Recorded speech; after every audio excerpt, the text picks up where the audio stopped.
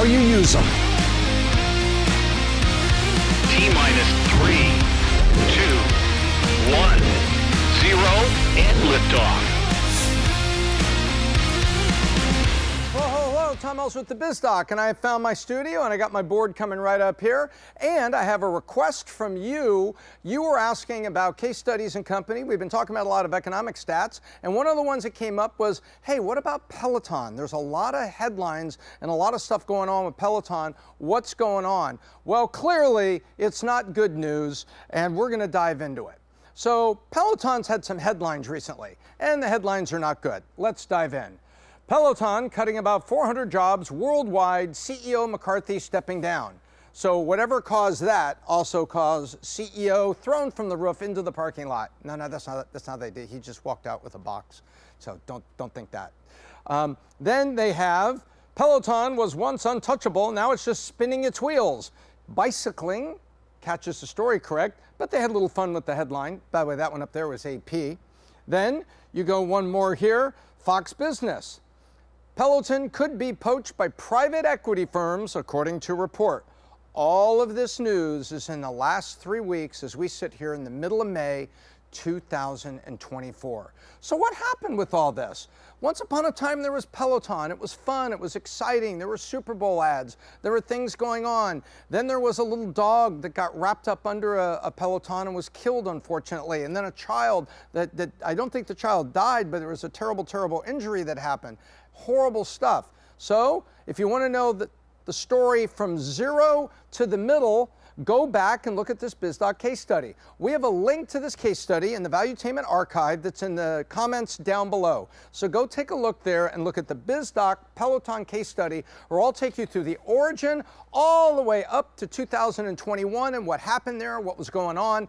Taking there on my classic board where I used to write it all with the colored chalk. I had a lot of fun with those, but go check it out. We're going to cover from bouncing out of COVID, 2021, we're in the midst of it, then we bounce out in 22, and here we are in 24, find out what happened to kind of put a bow around it, and it's really not a bow, that would be a present, and the only gift, there's no gifts to shareholders, there's no gifts to employees, there's no gift to anybody in this one, because it looks like it's heading for something that I will explain in just a minute. So, part 2, 2021 to present. So what happened? Post-COVID, what went on? Well, in 2021, they had that terrible safety recall. Remember that? That was the end of the case study I did before, talking about the safety recall. People could get pulled underneath the treadmill and be laying there. The things just like sanding off the skin on that woman's leg. All those things that happened, pretty bad stuff. So they had a safety recall. Then, 2022, the Sex and the City controversy. There was a character, I didn't watch Sex and the City, and neither did my wife. That wasn't something that we watched. But there is a character on Sex and the City known only as Mr. Big. And Mr. Big, if anybody watched Sex and the City, was the on-again, off-again lover of one of the characters. Well, Mr. Big is on a treadmill and has a heart attack and dies. But he's on a Peloton, and it was a Peloton treadmill. It was described, or a bike or whatever it was, but he was on a Peloton. It was clearly there. The brand was there. Everybody was like, oh, wait a minute, Pelotons don't kill people. Yeah, that's what you think. They killed that little dog. Well, and so the whole thing there ended up in a brouhaha where Sex and the City and the network that made it, the production company that made it, came back with a, no, treadmills are good for cardio health, but it was a big controversy. But the funny thing about it, it was a controversy not on an innocent company. It was a controversy surrounding a company that had a lot of controversies. Then we go into 2022. They had to halt production and laid off 800 employees. That's employees. That would be plural. 800 sure as hell is plural. Sorry about that. Need an S. But anyway, so 800 people get laid off. That's bad. That's not good. That was 2022. Also in 2022, the stock dipped under $10 and has basically stayed there. If you look at a chart, which I'm about to show you, you'll see that it was down there and then just kind of on a long slide. And we'll take a look at that. But nonetheless, that is a sign that, okay, is it really going to come back now? Then in 2023, they had another safety recall. Will somebody please make a safe product? Well, it may not matter because you may not have enough money or life left in the company to make much of anything. And then 2024, they just announced another 400-person layoff, and the CEO goes. And the CEO leadership, as we were just talking about, you had John Foley, left in, he was there, I think since the beginning, departed in 2022, and then Barry McCarthy was there for 2 years. Now he's out, and now we're searching underway. Will somebody come be the CEO, he or she or it, whatever you identify as, but can you run an athletic and leisure workout equipment company? Can somebody please do it? So that's what's looking on. So that's what's happened. So since 2021, remember, Peloton had a big run during COVID. Why?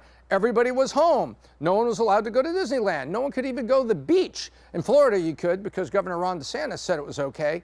But you couldn't go outside other places. You could get a ticket for that. Or drag back to your house in Australia. We saw that. We were all inside. So what was happening? We were binging on Netflix. Netflix went up. And we bought a Peloton and decided to lose those pounds, right? Because, you know, we had nothing else to do. It was COVID and we were locked down. So all these things happen. Then they come bouncing out of COVID. They try to do subscriptions, but it seems that nothing they do really revived and got the company on a permanent trajectory. And that's what I mean. There were little things that went up. So before you send me hate mail saying, no, they did this and they did subscriptions, they did all that. Hang on. What I'm saying is, you look over these 3 years, there wasn't a consistent set of strategies or executions or programs that put the company on a permanent track up to and forward. How do I know? Well, let's take their temperature with the stock chart. So first of all, look at this during COVID. Hey, everybody, go indoors, get yourself a treadmill, yay-hoo. So during 2021, where so many stocks were going down because we can't go to Disneyland, we can't do all these things. I don't go to Disneyland anyway for other reasons, but you couldn't go to Disneyland. Woohoo, get a Peloton. So all this indoor stuff, all the subscriptions, you were out there doing workouts and were able to do the online workout with other people that you could see. Great. But then after that, we all go back to work, and look at that. Goes all the way down to where it sits at $4.21. May 10th, 2024, which is just last week when we were preparing this and doing our research, which means that since it went public, it has lost 83.32% all-time, red arrow down. See you later. You can practically close the casket on this one. Well, what does that mean? What does that mean if you close the casket on a public company? And that's just my phrase. No one has said they're closing the casket. And if they are, there's somebody still alive banging on it. Well, let's take a look. And so, what's next? Glad you asked. Well, first of all, why private equity? I showed you before that little headline from CNBC talking about our private equity circling around. Well, what would they do? A couple things. First of all, is there a core asset with value? Yes. There are products here made by Peloton. They are working products. Are they the best? Can they be improved? Sure. But are they working? Yes. Are they have places to sell? Yes. Do they have customers? Yes. Is there a subscription plan? Yes. Are people on it? Yes. So there's enough yeses there to say there's value. So what do? If you've got piles of cash to invest, which is private equity, could you come up and say, we're going to buy the company private? We're going to basically acquire the company, but we're going to acquire it for $3, $4 a share because that's all it's worth. So we're going to buy it at a low price. And we could then refinance whatever debt they have. If they've got debt, we could pay it off, or we could refinance it with our own debt and complete the purchase. Well, okay, now you purchased it. What's the possible plan? This is how private equity works. Well, guess what? You can stabilize, you can cut, you can add, you can hire leaders in private. Not because it's private equity, because you buy it off the stock market. It's not a public company where you have to, by law, make announcements and quarterly reports and do all that stuff. Now you can do all these things in private. So in other words, it's a private company, just like, you know, your brother has a plumbing supply company. He's a private company. He doesn't have to make announcements. So all of this stuff can happen in private. What? Well, glad you asked that too. Number one, could we work a little to improve the products? Could we make a deal with Dick's Sporting Goods to maybe sell it there or sell differently? Could we help the subscription side of it? Could we tailor what we're doing? to eventually stabilize it and get it growing forward? Could we put the time of the safety recalls and things behind us? We could, but only if we can take a bunch of cash and buy it at a really low price, take it off the stock market, instead of going public, take it private as private equity buys the company. Then they stabilize it. And then what do they do? Once you stabilize it, you grow EBITDA. EBITDA, which is a fancy name for profits before you pay your taxes and pay any loans or debt. Just think of it that way. Well, now you can do that, grow your EBITDA without the glare, the bright lights of public reporting, like having to talk to CNBC. You could still talk to CNBC as a private company, but CNBC is going to knock on your door every quarter. How's your quarterly report doing? Who's your new CEO? Can we talk to him or her? We'd like to know about this. By law, you have to have your quarterly report out in a couple weeks. What's it going to say? Can we interview you? That is the harsh glare of being in public. All of this rebuilding and getting it right can happen in private. And guess what? Later on, with a stable company, with products improved, with subscription, or whatever the strategy looks like, if they've improved EBITDA and got it growing, then they can come back out and say, ta-da, how about maybe I return to the public market? Go public again? Yes, it's happened before. Happened to a lot of companies. That's what's next. Or sell to a strategic buyer. What is a strategic buyer? Well, private equity is a financial buyer. The other kind of buyers are strategic buyers, which are people that are in your industry. Let me give you an example. None of these companies that I mentioned here have said a word about being interested in Peloton. But maybe in REI, they make tents and stuff and all kinds of camping and hiking gear, and they sell everybody else's gear too. Maybe someone like that would buy Peloton. Maybe a Patagonia. Wait, they just make clothing and stuff. Yeah, but it's fitness, athletic, you don't know. Or health clubs. Maybe an LA Fitness would be interested in doing it and featuring only Pelotons inside and sell you the subscription as well at home. Who knows? This is just Biz Doc thinking out loud, giving you examples of once private equity takes it private, which the CNN headline seems to say that there are private equity companies interested in doing that, they get it right. They're not in public anymore. They can privately get it together, add leadership, work with the product, get it there, improve the EBITDA, and then make whatever choice later to make a profit.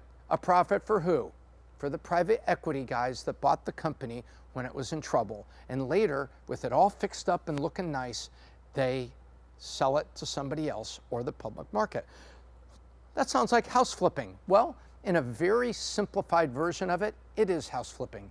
You buy an old house that needs help, you fix it all up, and you sell it to the next person. That's kind of what it is. And that, my friend, is what's going on with Peloton. So when you see those headlines, it certainly has been a bumpy downhill ride, and that is probably going to be very soon. I do believe the CNBC story. I think it's very likely we're going to see a headline that dear old Peloton is bought by a private equity player for a reasonable price who figures out what they're doing with the debt and then privately goes behind closed doors to see if they can fix up that old house and flip it. So, thank you very much for watching. I'm Tom Ellsworth, the Biz Doc. If you like this case study, check out a couple of these from the Biz Doc archive. And as I like to say, I hope I left you better than I found you.